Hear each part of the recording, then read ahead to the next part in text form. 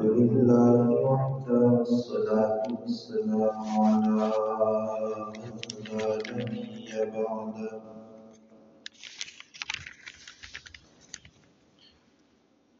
لا يخلق نبي ولا رسول بعده.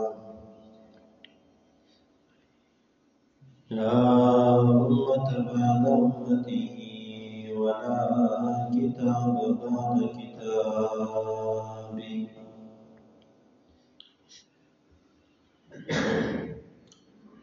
لا شريعة بعد شريعته ولا رسالة بعد رسالته.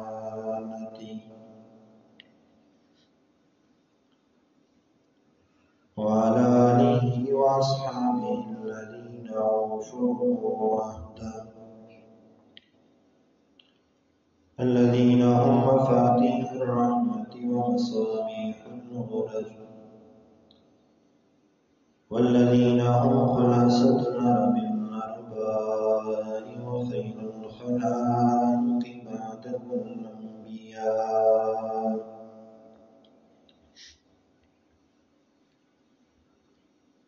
وهم كالنجوم في السماء للاهتداء والاقتداء. أما بعد فأعوذ بالله من الشيطان الرجيم. بسم الله الرحمن الرحيم.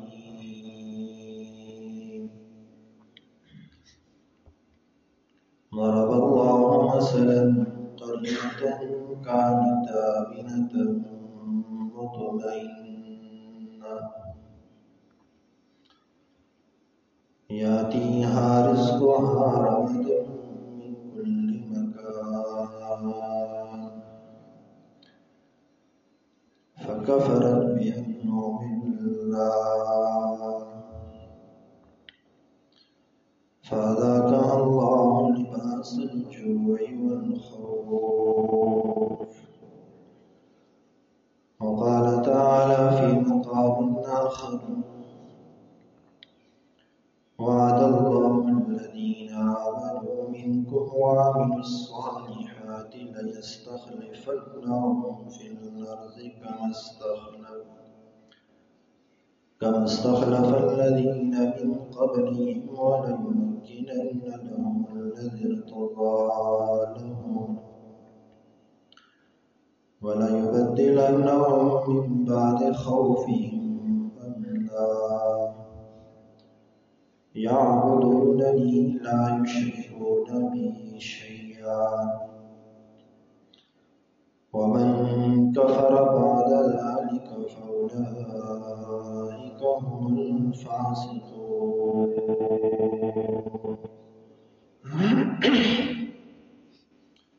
وعن أبي ذر رضي الله تعالى عنه عن النبي صلى الله عليه وسلم فيما روى عن الله تبارك وتعالى: يا عبادي كلكم ضال إلا من هديته فاستهدوني أهدكم.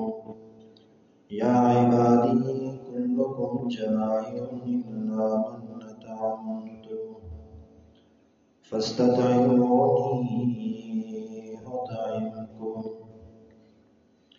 يا عبادي كلكم عار إلا من كسوتم فاستكسوني أكسكم.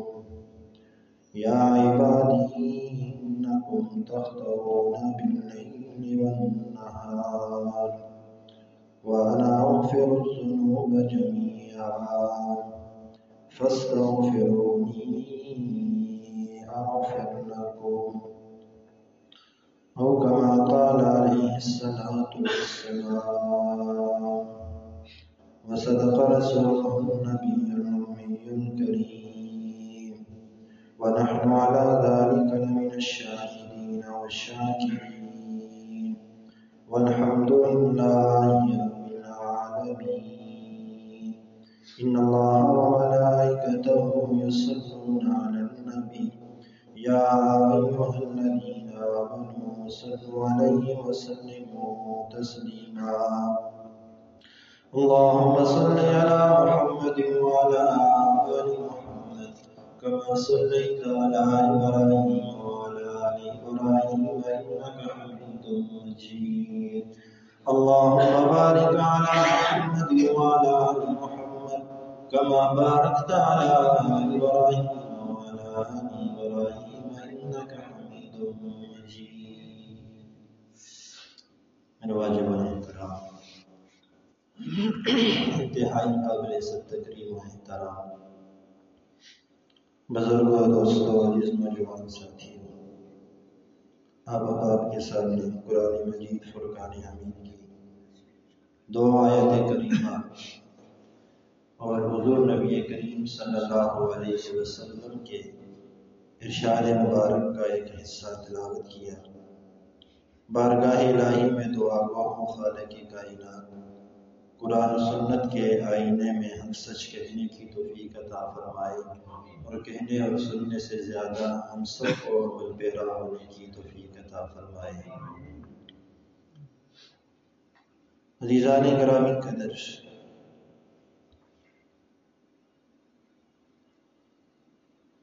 ہمارا ملک وطن عزیز پاکستان، اس کو آزاد ہوئے 70 سال سے زائد کا عرصہ بیت چکا ہے، لیکن ہم دیکھ رہے ہیں کہ ہمارا ملک دن بدن تنزل اور انحطاط کی طرف بڑھتا جا رہا ہے، تعمیر و ترقی سے محروم نظر آ رہا ہے۔ دانشوروں سے پوچھا جائے ایسا کیوں ہے تو کوئی کہے گا ہم سائنس اور ٹیکنالوجی کے میدان میں پیچھے ہیں، اس لیے ہم ترقی نہیں کر پا رہے۔ کوئی کہے گا ہمارے پاس دولت نہیں ہے، اس لیے ہم ترقی نہیں کر پا رہے۔ کوئی کہے گا ہمارے پاس مشینری نہیں ہے، آلات نہیں ہے، اس لیے ہم ترقی نہیں کر پا رہے۔ یہ تو دانشوروں کی بات ہے، لیکن آج ہم دانشوروں سے نہیں پوچھیں گے، آج ہم قرآن سے پوچھیں گے کہ قرآن تو بتا ہم ترقی کیوں نہیں کر رہے۔ قرآن تو بتا 70 سال سے ہم مستقل تنزلی کی دلدل میں دسے جا رہے ہیں، ہم تعمیر و ترقی کی راہ پہ گامزن کیوں نہیں ہو رہے؟ اس لیے کہ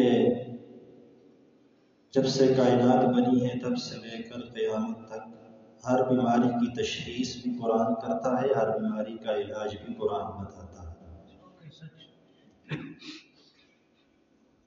ہماری ہر پریشانی کی تشخیص بھی قرآن کرے گا، ہماری ہر پریشانی سے نکلنے کا راستہ بھی ہمیں قرآن بتائے گا۔ لیکن ضرورت اس بات کی ہے کہ ہمیں قرآن کھولنا پڑے گا، ضرورت اس بات کی ہے کہ ہمیں قرآن کو سینے سے لگانا پڑے گا، ضرورت اس بات کی ہے کہ ہمیں قرآن کو سمجھنا پڑے گا۔ آج کی اس نشست میں 2 نقطوں پر آپ کے سامنے گفتگو کرنی ہے۔ ایک، قرآن کے آئینے میں ہماری تنزلی اور انحطاط کا ذریعہ کیا ہے، سبب کیا ہے، وہ بھی ہمارے سامنے آ جائے، اور پھر اس تنزلی سے نکل کر ترقی کی راہ پہ چلنے کا طریقہ کیا ہے وہ بھی ہمارے سامنے آ جائے۔ دونوں قرآن کے آئینے۔ پہلے ہم چلتے ہیں کہ ہماری تنزلی کا اور اس انحطاط کا اور اس دلدل میں پھنسے جانے کا سبب کیا چیز بنی۔ دیکھیں، ہم جانتے ہیں کہ ہمارا ملک ایک زرعی ملک ہے۔ ہمارے ملک میں گندم وافر مقدار میں پائی جاتی ہے، گنا وافر مقدار میں پایا جاتا ہے، پھل فروٹ کوئی بھی چیز آپ دیکھ لیں ہر چیز وافر مقدار میں، لیکن سب کچھ ہونے کے باوجود آٹے کی لائن میں ہم نظر آئیں گے، چینی کی لائن پہ ہم نظر آئیں گے، کہیں پر کوئی چیز کم ہے، قحط پڑتا ہے تو لائن میں ہم نظر آئیں گے۔ ہے تو سب کچھ ہمارے پاس، ہمارا ملک پاکستان زرعی زمین ہے، زرعی ملک ہے، اللہ نے اس کو زرخیزیاں عطا فرمائی، لیکن اس کے باوجود ہم بھکاری کیوں ہیں؟ اس کے باوجود ہمارے ہاں آٹے کا بحران کیوں ہے؟ اس کے باوجود ہمارے ہاں چینی کا بحران کیوں ہو جاتا ہے؟ اشیاء خرد و نوش کا بحران کیوں ہو جاتا ہے؟ قرآن سے پوچھتے ہیں۔ رب العالمین نے فرمایا ضرب اللہ مثلا قریہ، ضرب اللہ مثلا قریۃ کانت آمنۃ مطمئنۃ یاتیہا رزقها رغدا من کل مکان۔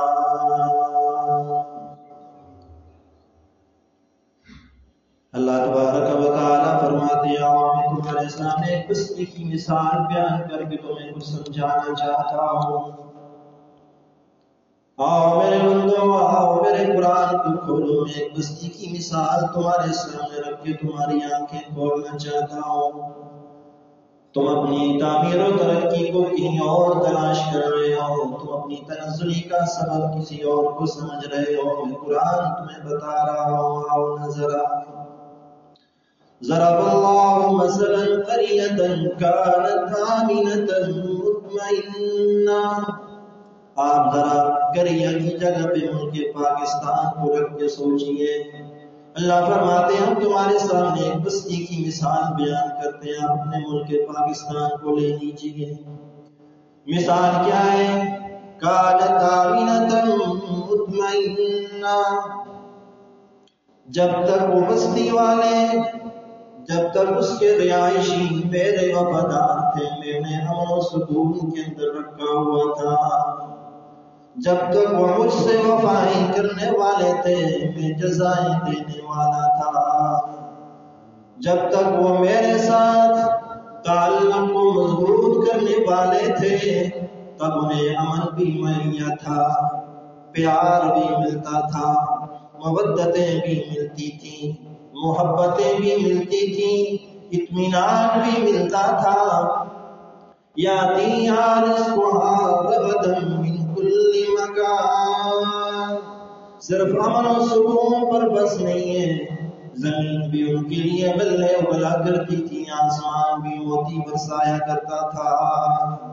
یاتیہا رزقها رغدا من کل مکان۔ ہمارے سفید ریش بزرگ تشریف فرمائے، وہ جانتے ہوں گے، گواہی دیں گے، یہی زمینیں ہوا کرتی تھیں، یہی زمینیں ہوا کرتی تھیں، یہیں سے غلہ ہوتا تھا، اسی سے ہمارا گزر بسر ہوتا تھا۔ آج زمینیں تو وہی ہیں لیکن اناج کوئی نہیں، آج زمینیں تو وہی ہیں، غلے کوئی نہیں، آج آسمان وہی آسمان ہے، یہی آسمان تھا کہ اس وقت بارشیں نہیں برسا کرتے تھے، لیکن آج وہی آسمان ہے جو خشک پڑا ہے، آج وہاں سے موتی کوئی نہیں برستے۔ یاتیہا رزقها من کل مکان، یہاں تمہارے لیے زمین بھی غلہ اگلا کرتی تھی، آسمان بھی موتی برسایا کرتا تھا۔ اللہ فرماتے ہم نے بستی والوں کو ایسے انعامات دیے ہوئے تھے، وہ پتھروں کو ہاتھ لگاتے تھے میں سونا بنا رہتا تھا، زمین سے ہر چیزیں ان کے لیے نکلتی، آسمان سے بڑی رحمتیں برسا کرتی تھیں، سب کچھ ہونے کے باوجود پھر کیا ہوا؟ فکفرت بانعم اللہ، فکفرت بانعم اللہ، پھر انہوں نے میری ناقدری شروع کر دی، پھر انہوں نے میری نعمتوں کا شکر ادا کرنا چھوڑ دیا۔ آپ سوچیں گے ہم تو کھا کر بھی شکر الحمدللہ کہتے ہیں، اٹھتے ہوئے بھی شکر الحمدللہ کہتے ہیں، بیٹھتے ہوئے بھی شکر الحمدللہ کہتے ہیں، سوتے جاگتے چلتے پھرتے اللہ تیرا شکر ہے، یہ شکر ہم زبان سے بولتے تو ہیں، لیکن پھر قرآن کیوں کہہ رہے فکفرت؟ یاد رکھیے گا شکر زبان والا بھی ہوتے ہیں، جو آپ شکر الحمدللہ کہتے ہیں، یہ دکھلاوے کا ہے، حقیقی شکر وہ ہے جو آپ کے اعمال سے نظر آئے، حقیقی شکر وہ ہے جو آپ کے کردار سے نظر آئے. زبان سے شکر الحمدللہ. اللہ 5 وقت مسجد سے پکار کے کہہ رہے آنے کے تیار کوئی نہیں، تیرا عمل نہ شکری کر رہا ہے.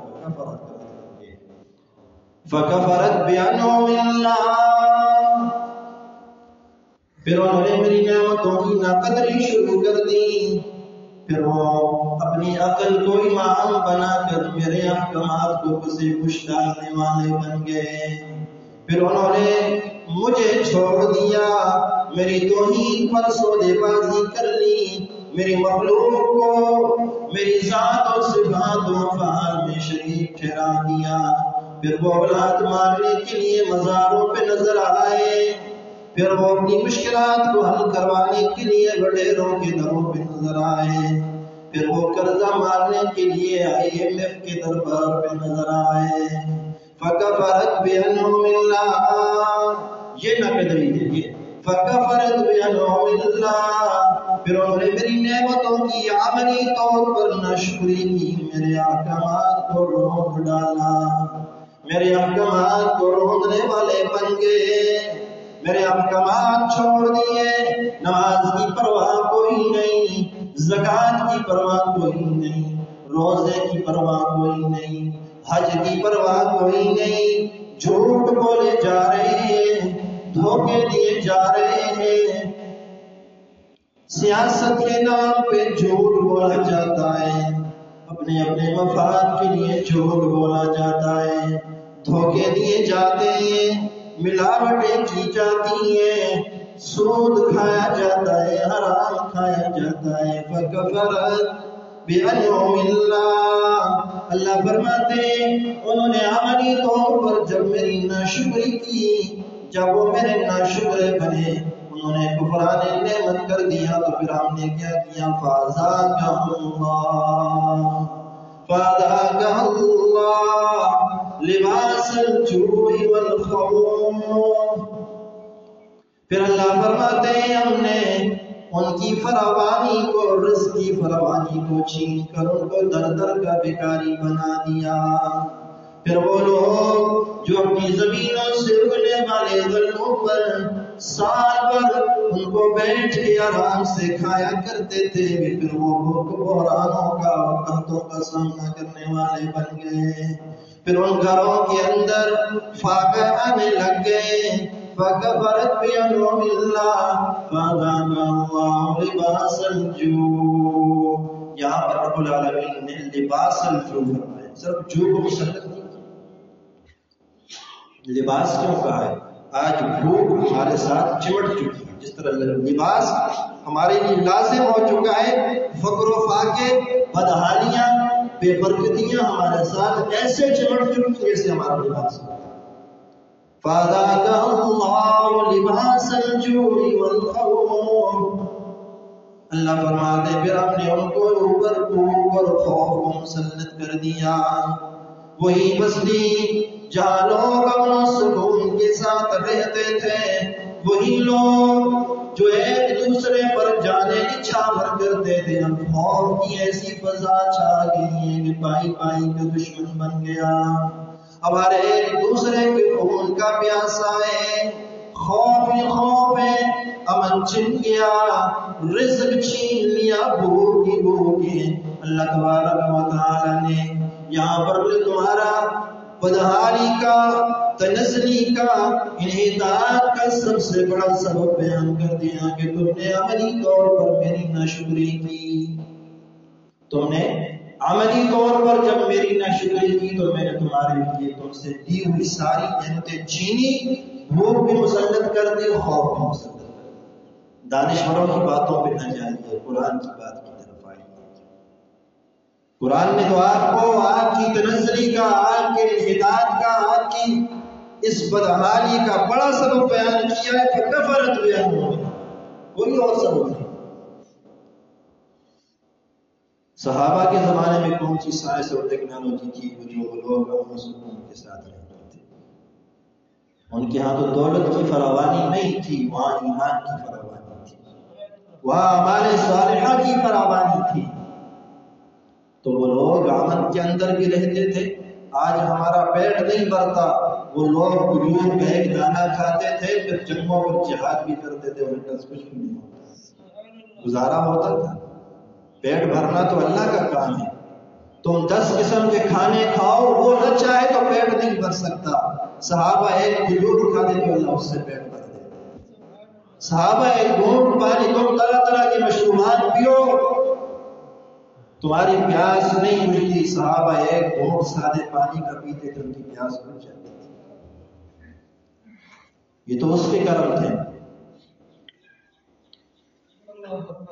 فَأَذَاقَهُ اللَّهُ لِبَاسَ الْجُوعِ وَالْخَوْفِ، تمہاری پستی کا، تمہاری تنزلی کا سبب یہی ہے کہ تم نے اللہ کی نعمتوں کی ناقدری شروع کر دی۔ پھر میں نے کہا تھا نا، اس قریے کی جگہ اپنے ملک پاکستان میں رکھی، اسی کو رکھ کے آگے سوچیے۔ وہی ملک جو اپنی مصنوعات کو برآمد کیا کرتا تھا، باہر سے درآمد کر کے باری بار قرضوں کے بوجھ تلے دبا ہوا ہے۔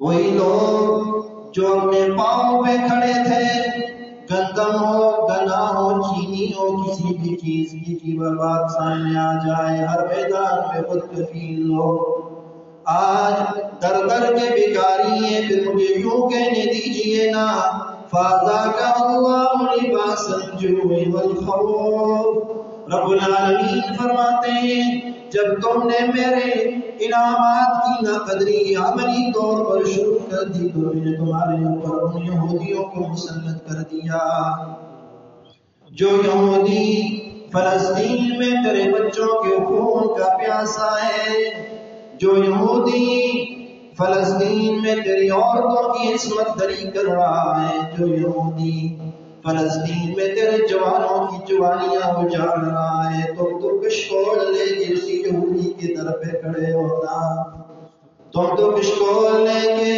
اسی یہودی کے، اسی IMF کے، اسی ورلڈ بینک کے دروازے پہ کھڑے ہونا، کچھ دے دو نا، ملک چلانا چاہتے ہیں۔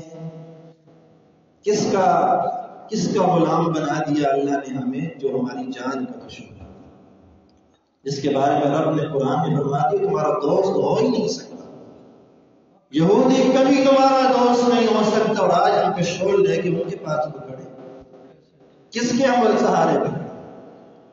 ہمارے وزراء، ہمارے حکمران ہر 5 سال بعد جو آتا ہے وہی کشکول لے کے پھر ان کے طرف پہ کھڑا جاتے ہی نہیں جاتے۔ یہ کون ہے؟ یہ یہودی آپ کے خیر خواہ ہیں؟ قرآن کہتے ہیں نہیں ہو سکتے خیر خواہ کبھی تمہارے، اور ہم انہیں کے پاس جا رہے ہیں، انہیں کے پاس جا رہے ہیں۔ یہاں پر جو روایت آپ کے سامنے خطبے میں پڑھی، رحمت عالم صلی اللہ علیہ وسلم کا ارشاد فرمایا، حدیث قدسی، اللہ تبارک و تعالی فرماتے ہیں یا عبادی کلکم ضال الا من ہدیت، تمہیں IMF کے پاس جانے کی ضرورت نہیں، تمہیں ورلڈ بینک کے پاس جانے کی ضرورت نہیں، تمہیں غیروں کے پاس جانے کی ضرورت نہیں۔ آؤ اس حدیث قدسی کو سنو، میرے آقا کیا فرماتے ہیں کہ میرا رب کہتا ہے یا عبادی کلکم ضال الا من ہدیت، او میرے بندو تم سارے کے سارے گمراہ تھے، تم سارے کے سارے بھٹکے ہوئے تھے، لیکن منزل پر وہی پہنچتا ہے جس پر میرا کرم ہو جاتا ہے، جس پر میں مہربانی کر دوں، جسے میں ہدایت کی روشنی عطا کر دوں، وہی منزل پر پہنچتا ہے۔ تو اللہ فرماتے ہیں فاستہدونی اہدکم، پھر کسی اور سے جا کے ہدایت کیوں مانگتے ہو؟ میرے در پہ آؤ نا، میں نے طریقہ جو بتا دیا ہے تمہیں، 5 وقت کی نماز میں کھڑے ہو کے اہدنا الصراط المستقیم ماننا تمہارا کام ہے، ہدایت کی فضائیں عام کرنا میرے رب العالمین کا کام ہے۔ یا عبادی کلکم جائع الا من اطعمت، او میرے بندو تم تو سارے بھوکے تھے، تمہاری بھوکوں کو مٹانے والا صرف میں اللہ ہوں، تمہاری بھوکوں کو ختم کرنے والا میں صرف اللہ ہوں، تمہارے پیٹ بھرنے والا میں اللہ ہوں، تمہاری پیٹ پوجا کرنے والا میں اللہ ہوں، تمہارے پیٹوں کے اندر دانا ڈالنے والا میں اللہ ہوں، تم سب کے سب بھوکے تھے، تمہیں کھلانے والا میں ہوں، پھر آئیے میرے سے کیوں مانگتے ہو؟ پھر والدین سے کیوں مانگتے ہو؟ مجھ سے کیوں نہیں مانگتے؟ فاستطعمونی، مجھ سے مانگو نا۔ تمہیں مانگنے کا طریقہ بھی بتا دیا، جب ساری کائنات سو جائے تم رات کی تنہائیوں میں بستر کو چھوڑ کر میرے در پہ آؤ نا، طلب کا دامن پھیلاؤ نا، ندامت کے اشک بہاؤ نا۔ تمہارے آنے میں تو دیر ہو سکتی ہے، میرے دینے میں دیر نہیں ہوگی۔ یا عبادی کلکم عار الا من کسوت، دو معنی کروں گا اس جملے کے۔ نمبر 1، یا عبادی کلکم عار، او میرے بندو تم سب بے لباس تھے، تمہیں لباس دینے والا میں ہوں۔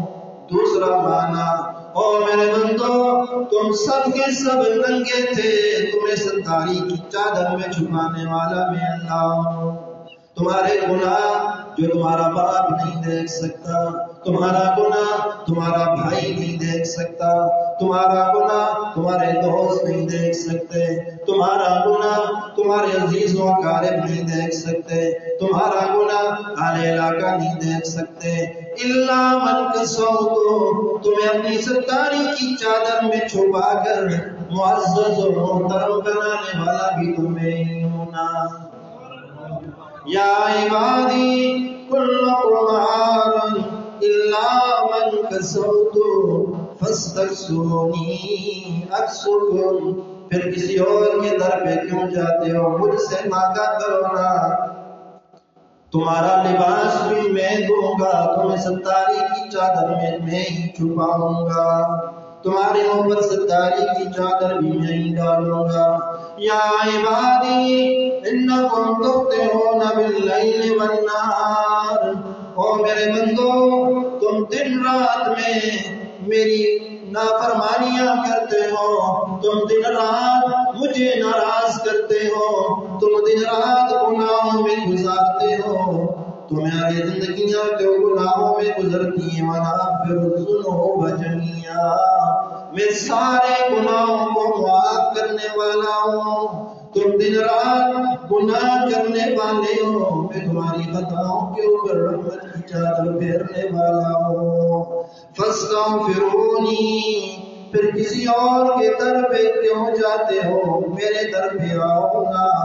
الیس اللہ بکاف عبدا، تمہیں ہدایت دینے والا بھی اللہ، تمہیں تمہارے بھوکے مٹانے والا بھی اللہ، تمہیں لباس دینے والا بھی اللہ، تمہیں ستاری کی چادر میں چھپانے والا بھی اللہ، تمہیں تمہارے گناہوں کو دیکھ کر ان کے اوپر رحمت کی چادر پھیرنے والا بھی اللہ۔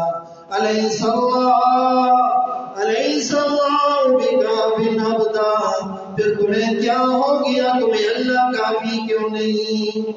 تم اللہ کو چھوڑ کے غیروں کے دروں پہ کیوں جاتے ہو؟ الیس اللہ بکاف عبدا، قرآن کا شکوہ ہے۔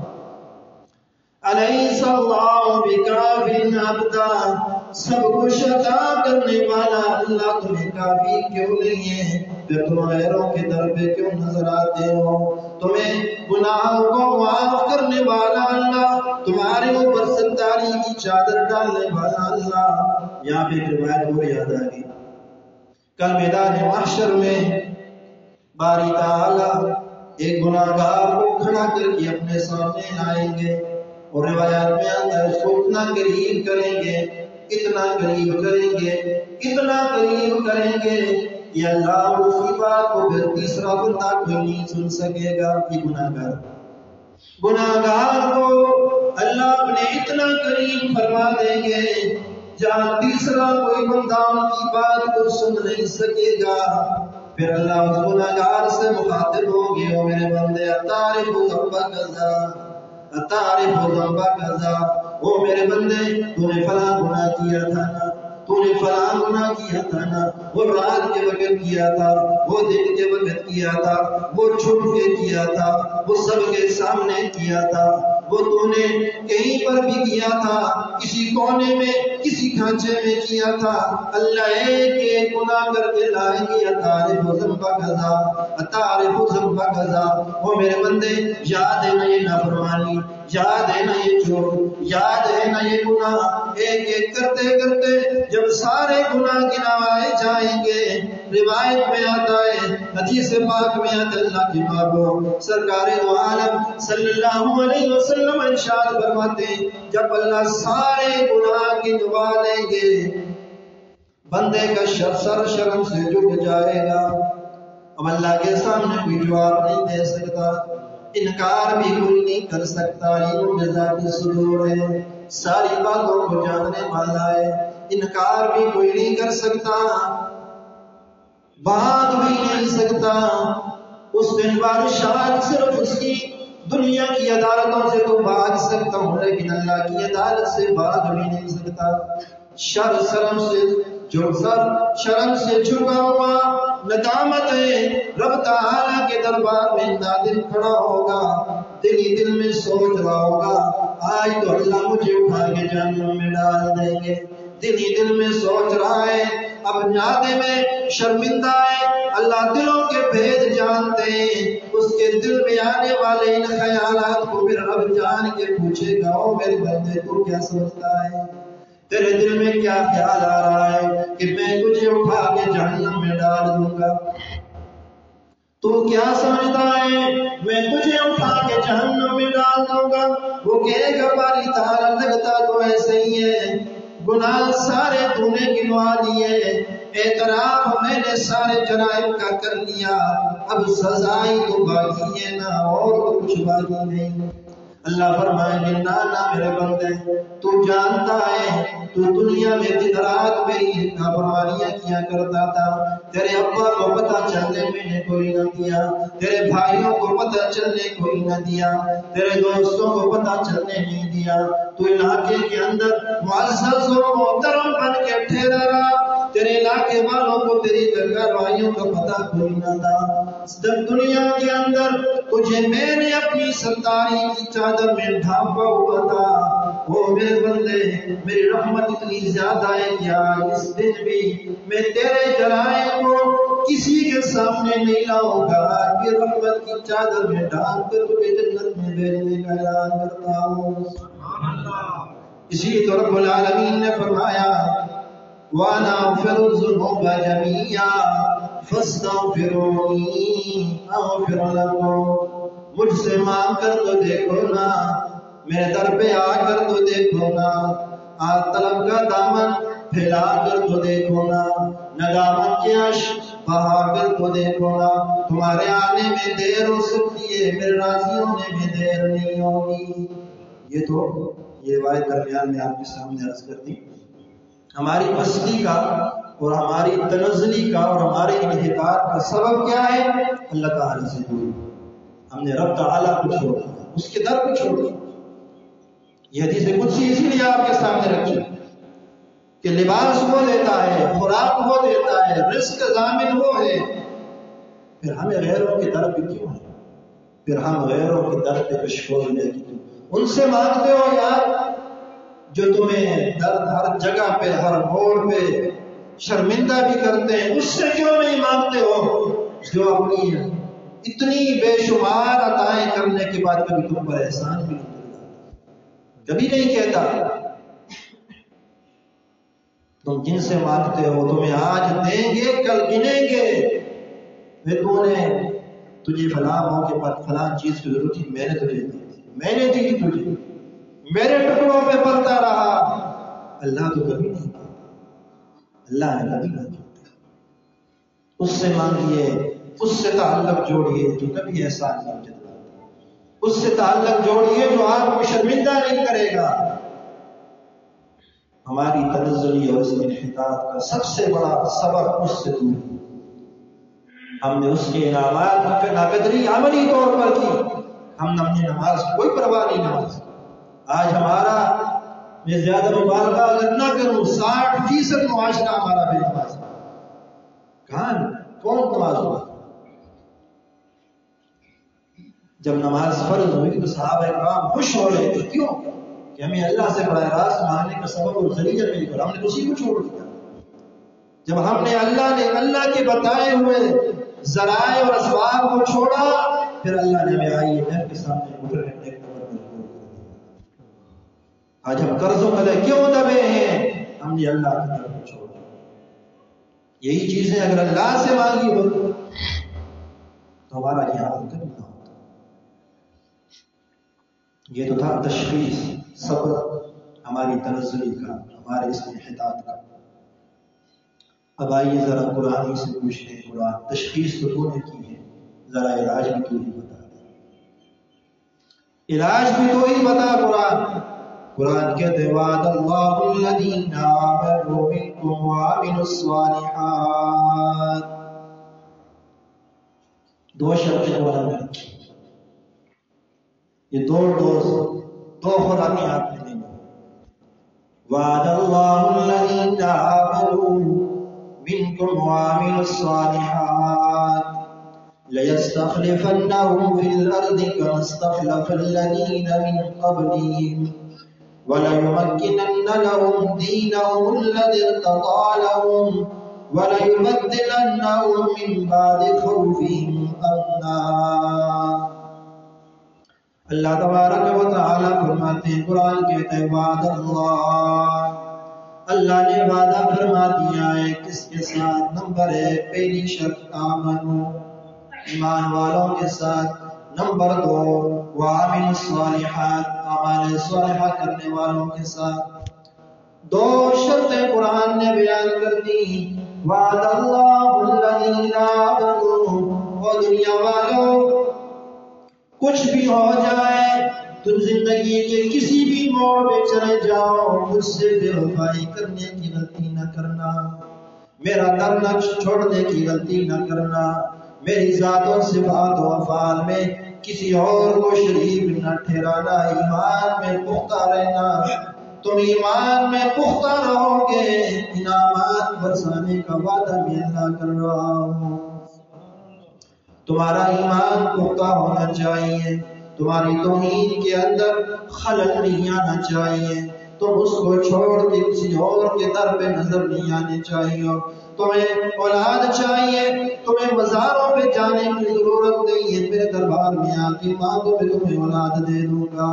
تمہیں رزق چاہیے، تمہیں IMF کے پاس جانے کی ضرورت کوئی نہیں. تم مجھ سے رات کی تنہائیوں میں مانگو، میں تمہارے اوپر رزق کی برسات کر دوں گا. تمہیں کسی اور کے دربار میں جانے کی ضرورت کوئی نہیں. وعد اللہ الذین آمنوا منکم، تم میں سے جو لوگ ایمان والے ہیں، توحید پر پختہ ہیں، انہیں توحید میں خلل نہیں آنے دیتے، یا اس معاملے میں کمپرومائز کوئی نہیں کرتے. اللہ فرماتے میرا مجھ سے وعدہ ہے. نمبر 2 وعملوا الصالحات، نیک اعمال کرنے والوں کے ساتھ بھی میرا وعدہ ہے. باری تعالی وعدہ کس چیز کا ہے؟ لَيَسْتَخْلِفَنَّهُمْ فِي الْأَرْضِ كَمَا اسْتَخْلَفَ الَّذِينَ مِن قَبْلِهِمْ. آج تمہارے اوپر یہودی مسلط ہوں گے، تمہارے اوپر اقتدار ان کے ایجنٹوں کا ہے، تمہارے اوپر اقتدار ان کے ٹاؤٹ کر رہے ہیں، تمہاری حکومتیں انگریزوں کے، مغرب کے، یہود کے لوگ ٹاؤٹ کر رہے ہیں، ایجنٹ کر رہے ہیں. تم جب مجھ سے وفائیں کرنے والے بن جاؤ گے، ایمان میں پختہ بن جاؤ گے، نماز پڑھنے والے بن جاؤ گے، زکات دینے والے بن جاؤ گے، تم جب روزے رکھنے والے بن جاؤ گے، حج کرنے والے بن جاؤ گے، جھوٹ سے بچنے والے بن جاؤ گے، سود سے حرام سے بچنے والے بن جاؤ گے، دھوکے سے ملاوٹ سے بچنے والے بن جاؤ گے، حکومت تمہیں دے دوں گا. لَيَسْتَخْلِفَنَّهُمْ فِي الْأَرْضِ كَمَا اسْتَخْلَفَ الَّذِينَ مِن قَبْلِهِمْ. تمہیں خلافت ملے اور تمہیں وہ حکومت ملے گی جو میں نے ابو بکر و عمر عثمان و علی رضی اللہ تعالیٰ عنہ کو عطا کی. لیکن تم کچھ بن کر تو دیکھا، تم غیروں کی در پر پڑے رہو، یہ سمجھو کہ حکمران ابو بکر و عمر آئیں گے۔ میرے در پہ آؤ گے، تعلق مجھ سے مضبوط کرو گے، میں حکمران کو اچھے دے، پھر وہ ایمان والے حکمران ہوں گے، پھر نیک صالح منصف حکمران ہوں گے، پھر ظالم لَيَسْتَخْلِفَنَّهُمْ فِي الْأَرْضِ كَمَا اسْتَخْلَفَ الَّذِينَ مِن قَبْلِهِمْ، اور فرمائی وَلَيُمَكِّنَنَّ لَهُمْ دِينَهُمُ الَّذِي ارْتَضَىٰ لَهُمْ، اللہ فرماتے پھر ہم تمہارے اس دین کو مضبوط کر دیں گے، مسلمانوں کی جڑیں مضبوط ہو جائیں گی، بازو مضبوط ہو جائیں گے۔ آج مسلمان کثرت کے باوجود بھی ذلیل ہو پٹ رہا ہے، اس لیے کہ اللہ سے دوری ہے، ہم نے اس قدر چھوڑا۔ وَلَيُبَدِّلَنَّ مِن بَعْدِ خَوْفِهِمْ أَمْنًا، یہ سارے وعدے ہو رہے ہیں، کس چیز پر ہیں؟ دو ہی شرطیں اللہ نے کہا، ایمان عمل صالح، ایمان عمل صالح، ایمان لے آؤ، اعمال صالحہ والی زندگی گزارو، پھر بھی دیکھنا تمہاری پر میری رحمتیں برسیں گی۔ جب ایمان مضبوط ہو، اعمال صالحہ کی طاقت موجود ہو، پھر وہ صحابی کی ایک چکی چلتی ہے، اس کے نیچے ایک دانہ پڑا ہوتا ہے، اس سے مانو کے حساب سے آٹا نکلتا ہے۔ اور جب اللہ سے دوری ہو، ایمان کی کمزوری ہو، اعمال صالحہ کی کمزوری ہو، تو پھر سب کچھ ہونے کے باوجود کچھ نہیں ہوتا، پھر رونا ہے، پھر چلانا ہے، برکت ہی نہیں۔ یہ کیوں؟ اس لیے کہ ہم اس قدر چھوڑا۔ یہ لمحہ فکریہ ہے، آ جائیے اس کے در پہ، تجدید عہد کیجئے کہ اللہ کچھ بھی ہو جائے تیری وحدانیت کے اندر، تیری توحید کے اندر خلل نہیں آنے۔ ذرا تجدید ایمان کے لیے آج کی اس نشست سے کچھ پیغام لے کے جانا ہے، دو باتیں لے کے جانا ہے، اپنا ایمان مضبوط کر کے جانا ہے، اور دوسرا اعمال صالحہ کی پکی ٹھمکی نیت اور عزم کرنا ہے کہ اعمال صالحہ میں کبھی کمی نہیں آئے۔ تو تجدید ایمان ذرا لا الہ الا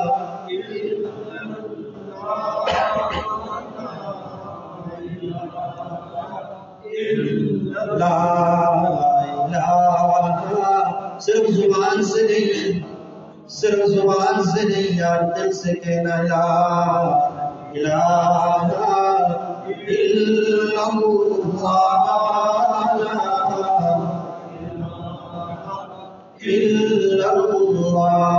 ہماری زمین کی عاجزیوں کے لیے سچا مسجود کون؟ اللہ ہی۔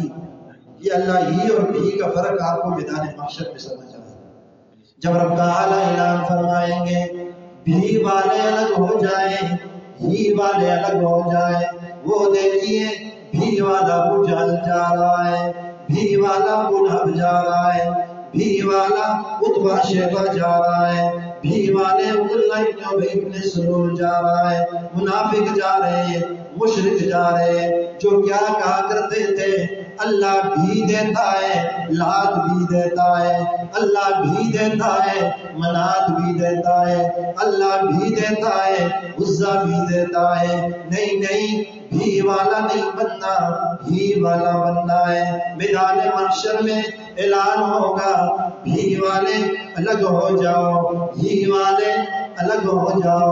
ابو جہل بھی کی صف میں کھڑا ہے، ابو لہب بھی کی صف میں کھڑا ہے، مشرکین مکہ بھی دیواروں کی صف میں کھڑے ہیں، اور قیامت تک جتنے بھی والے آئیں گے سب اسی صف میں جاتے نظر آئیں گے، اور ادھر ہی والے آدم نظر آئیں گے، عیسیٰ نظر آئیں گے، ایوب نظر آئیں گے، سلیمان نظر آئیں گے، داؤد نظر آئیں گے، ابراہیم نظر آئیں گے، اسماعیل نظر آئیں گے، محمد رسول اللہ نظر آئیں گے، انبیاء نظر آئیں گے، صحابہ نظر آئیں گے، ابو بکر عمر عثمان و علی رضی اللہ عنہ اجمعین نظر آئیں گے۔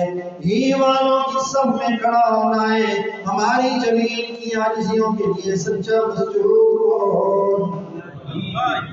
ایسی ضرب لگائیے میدان محشر میں، یہ کرو دیوار دعائیاں دے باری تعالیٰ، جب ہر طرف بھی کی فضائیں آپ کی چمٹی والے ہی کی ضربے لگا رہے تھے. ہماری جبین کی عاجزیوں کے لیے سچا مسجود کون؟ ہر جگہ موجود کون؟ اللہ الغیوب کون؟ کار ساز و دستگیر کون؟ اولاد دینے والا کون؟ رزق دینے والا کون؟ بیٹیاں دینے والا کون؟ بیٹے دینے والا کون؟ بیٹیاں بیٹے دونوں اکٹھے دینے والا کون؟ ساری ضروریات پوری کرنے والا کون؟ مشکلات کو آسان کرنے والا کون؟ لا الہ الا اللہ، لا الہ الا اللہ، لا الہ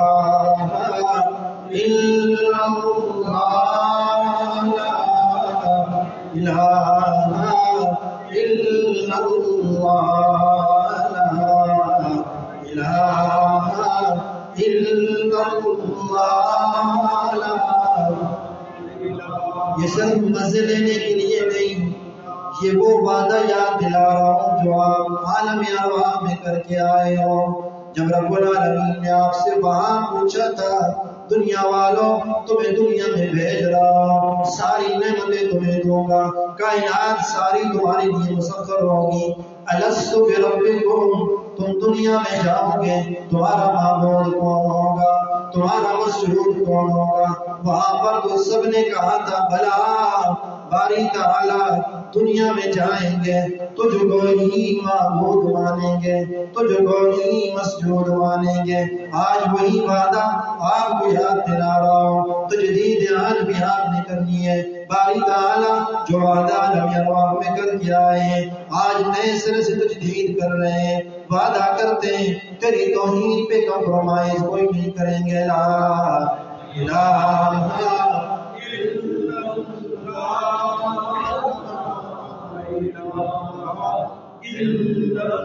الا اللہ محمد رسول اللہ، محمد رسول اللہ، محمد رسول اللہ. یہ پہلی بات ہے ایمان مضبوط. اور دوسری شرط کیا ہے؟ ہمارے ساتھ آج تجدید عہد ہے. آج عزم کر کے جائیں، آج کے بعد کوئی نماز نہیں چھوٹے، کوئی نماز نہیں چھوٹے. آج کے بعد زکات دیں گے، روزے آئیں رکھیں گے، حج کی توفیق اللہ نے دی تو کریں گے، جھوٹ سے بچیں گے، دھوکے سے بچیں گے. یہ تجدید ہے، یہ آپ نے کام کرنا ہے. اعمال صالحہ پہ آپ آ جائیں، ایمان اپنا آپ مضبوط کر لیں، پھر اس کی ادائیں دیکھیں وہ کے ساتھ آئے. یہ تو اس کے وعدے، یہ میرا اور تیرا وعدہ جھوٹا ہو سکتا ہے، اللہ کا وعدہ بہت جھوٹا ہے.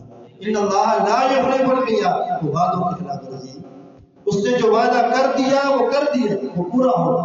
لیکن آگے جو اس نے شرائط رکھی ہے اس کو آپ نے پورا کرنا. اپنا ایمان مضبوط، اعمال صالحہ پر زور دیجیے کہ دونوں کام آپ کیجیے، ملک کے حالات بھی سنور جائیں گے، آپ کے حالات بھی سنور جائیں گے. جو کچھ سنت